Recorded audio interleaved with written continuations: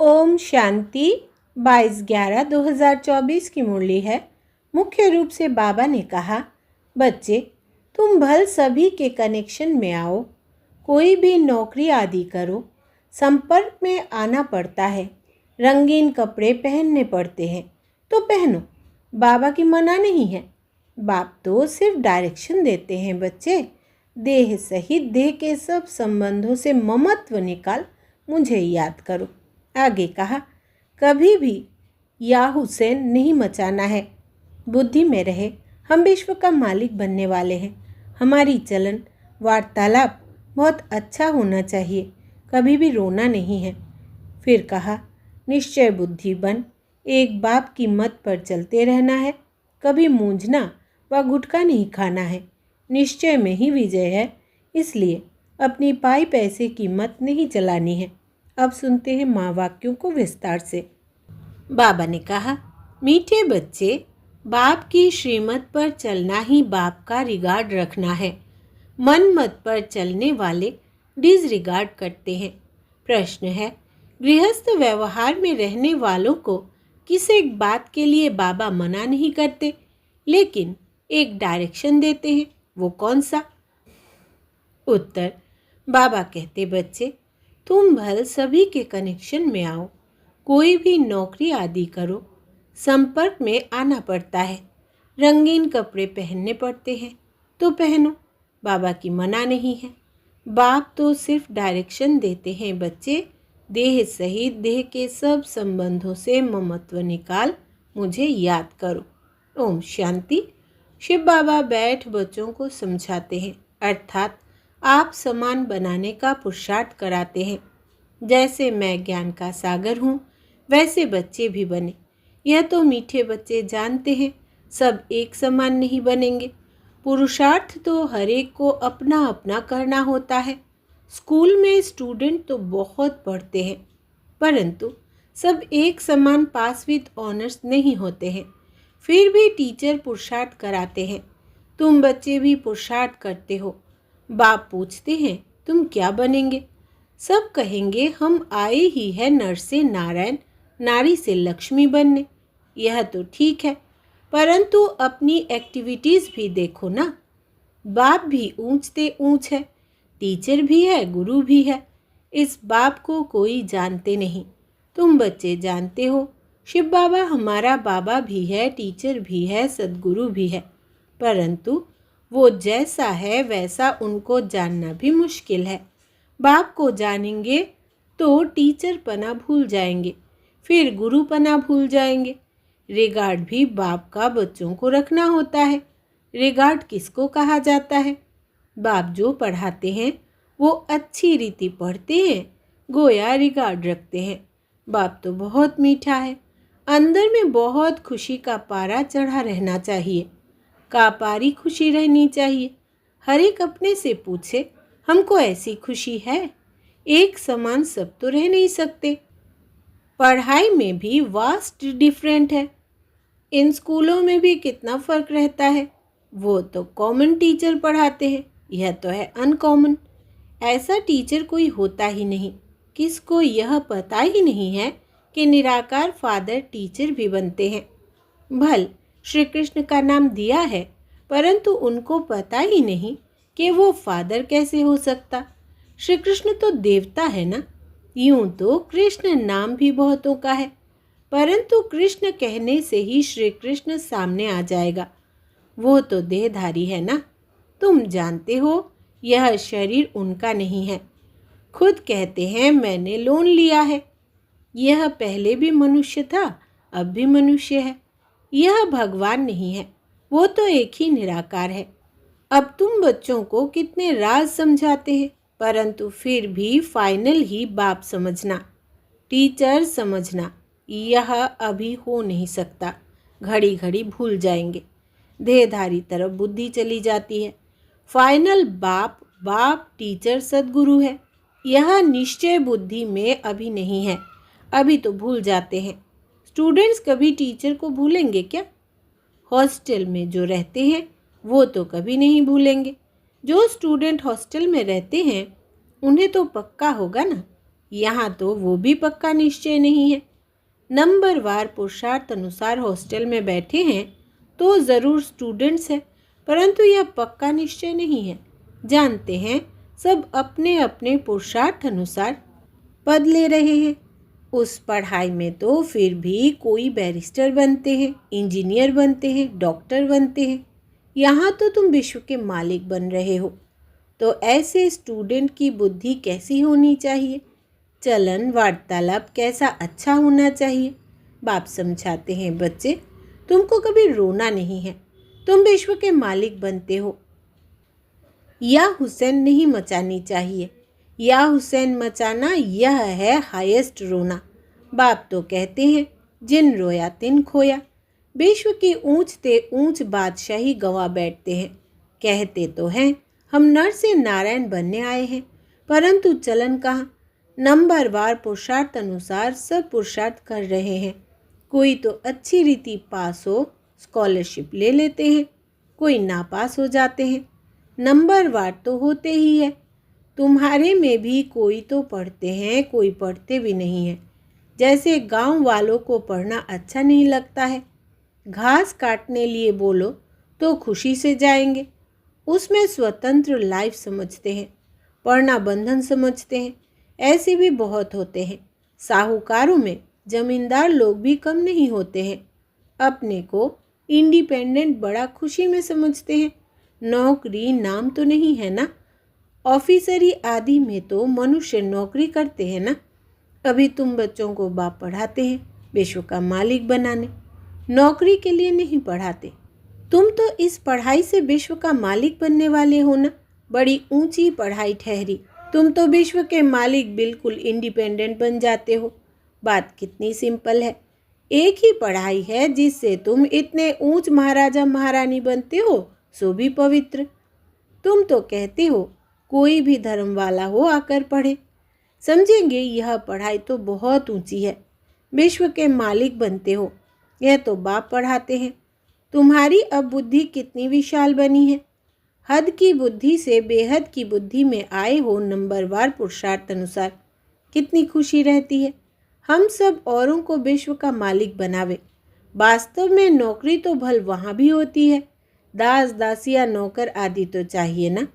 पढ़े के आगे अनपढ़े भरी ढोएंगे। इसलिए बाप कहते हैं अच्छी रीति पढ़ो तो तुम यह बन सकते हो।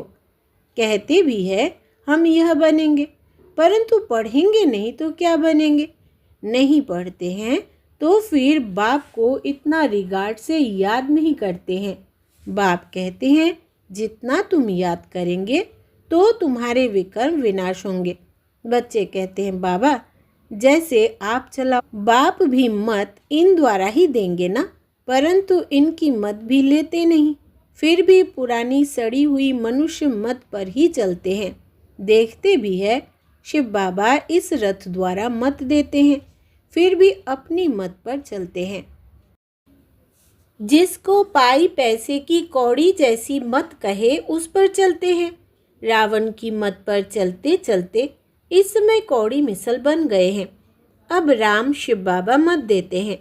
निश्चय में ही विजय है, इसमें कभी नुकसान नहीं होगा। नुकसान को भी बाप फायदे में बदल देंगे, परंतु निश्चय बुद्धि वाले को संशय बुद्धि वाले अंदर गुटखा खाते रहेंगे। निश्चय बुद्धि वाले को कभी गुटखा कभी घाटा पड़ नहीं सकता। बाबा खुद गारंटी करते हैं श्रीमत पर चलने से कभी अकल्याण नहीं हो सकता। मनुष्य मत को देहधारी की मत कहा जाता है। यहाँ तो है ही मनुष्य मत, गाया भी जाता है मनुष्य मत, ईश्वरीय मत और दैवी मत। अब तुम्हें ईश्वरीय मत मिली है जिससे तुम मनुष्य से देवता बनते हो, फिर वहाँ से स्वर्ग में तुम सुख ही पाते हो। कोई दुख की बात नहीं, वो भी स्थायी सुख हो जाता है। इस समय तुमको फीलिंग में लाना होता है, भविष्य की फीलिंग आती है।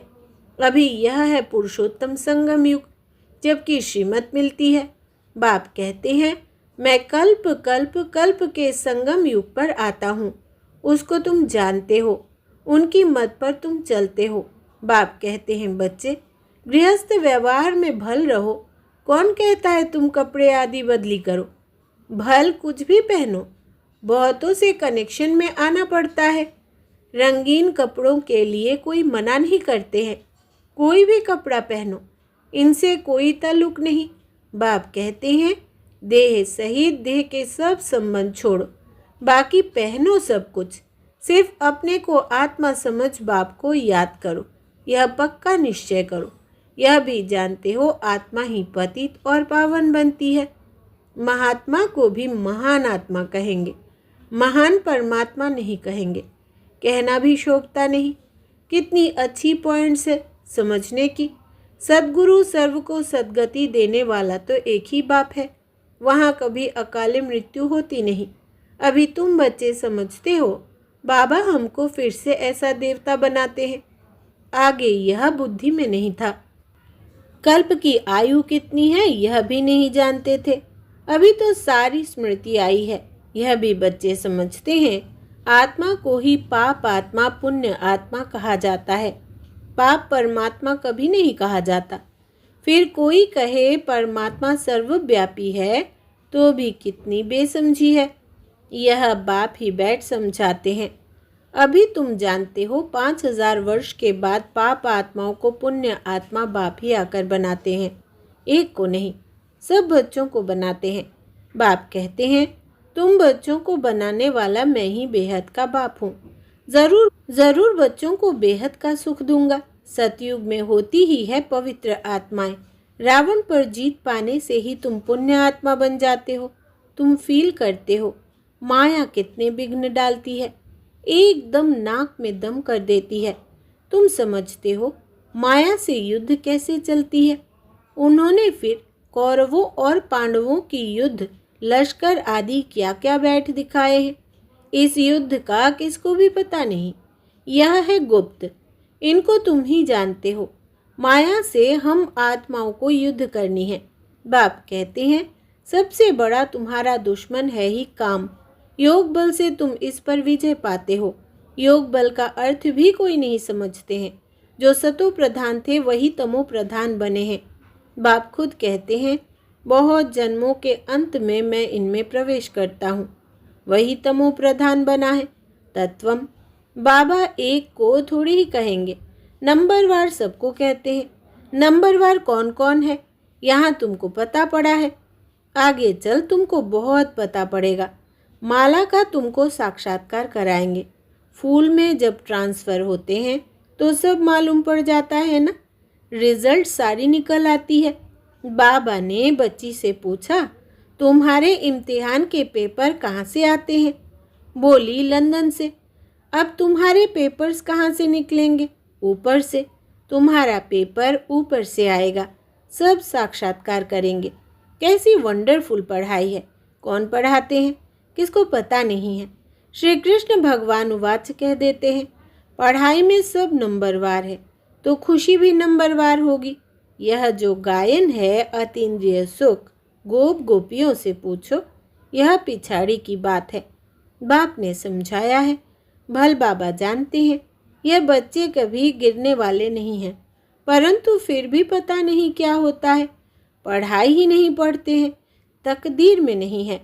थोड़ा ही उनको कहा जाता है कि जाकर अपना घर उस दुनिया में बसाओ तो झट चले जाएंगे। कहाँ से निकल कहाँ चले जाते हैं। उनकी चलन बोलना करना ही ऐसा होता है। समझते हैं हमको अगर इतना मिले तो हम जाकर अलग रहे। चलन से समझा जाता है, इसका मतलब निश्चय नहीं। लाचारी बैठे हैं। बहुत है जो ज्ञान का ग भी नहीं जानते, कभी बैठते भी नहीं। माया पढ़ने नहीं देती। ऐसे सब सेंटर्स पर है, कभी पढ़ने आते नहीं। वंडर है ना, कितनी ऊंची नॉलेज है। भगवान पढ़ाते हैं। बाबा कहे यह काम न करो, मानेंगे नहीं। ज़रूर उल्टा काम करके दिखाएंगे। राजधानी स्थापन हो रही है, उससे तो हर प्रकार के चाहिए ना। ऊपर से लेकर नीचे तक सब बनते हैं। मर्तबे में फ़र्क तो रहता है ना। यहाँ भी नंबरवार मर्तबे हैं। सिर्फ फ़र्क क्या है, वहाँ आयु बड़ी और सुख रहता है, यहाँ आयु छोटी और दुख है। बच्चों की बुद्धि में यह वंडरफुल बातें हैं। कैसा यह ड्रामा बना हुआ है। फिर कल्प कल्प हम वही पार्ट बजाएंगे, कल्प कल्प बजाते रहते हैं। इतनी छोटी सी आत्मा में कितना पार्ट भरा हुआ है। वही फीचर्स, वही एक्टिविटी। यह सृष्टि का चक्र फिरता ही रहता है। बनी बनाई बन रही। यह चक्र फिर भी रिपीट होगा।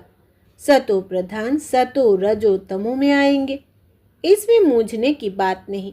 अच्छा, अपने को आत्मा समझते हो? आत्मा का बाप शिव बाबा है, यह तो समझते हो ना। जो सतो प्रधान बनते हैं वही फिर तमो प्रधान बनते हैं। फिर बाप को याद करो तो सतो प्रधान बन जाएंगे। यह तो अच्छा है ना। बस यहाँ तक ही ठहरा देना चाहिए। बोलो, बेहद का बाप यह स्वर्ग का वर्षा देते हैं, वही पतित पावन है। बाप नॉलेज देते हैं। इसमें शास्त्रों आदि की तो बात ही नहीं। शास्त्र शुरू में कहाँ से आएंगे? यह तो जब बहुत हो जाते हैं तब बाद में बैठ शास्त्र बनाते हैं। सतयुग में शास्त्र होते नहीं। परंपरा तो कोई चीज़ होती ही नहीं, नाम रूप तो बदल जाएगा। अच्छा, मीठे मीठे सिकिलदे बच्चों प्रति माता पिता बाप दादा का याद प्यार और गुड मॉर्निंग। रूहानी बाप की रूहानी बच्चों को नमस्ते। हम रूहानी बच्चों की रूहानी बाप दादा को याद प्यार, गुड मॉर्निंग और नमस्ते बाबा नमस्ते। धारणा के लिए मुख्य सार। पहला, कभी भी या हुसैन नहीं मचाना है। बुद्धि में रहे हम विश्व का मालिक बनने वाले हैं। हमारी चलन वार्तालाप बहुत अच्छा होना चाहिए, कभी भी रोना नहीं है। दूसरा, निश्चय बुद्धि बन एक बाप की मत पर चलते रहना है। कभी मूंझना व घुटका नहीं खाना है। निश्चय में ही विजय है, इसलिए अपनी पाई पैसे की मत नहीं चलानी है।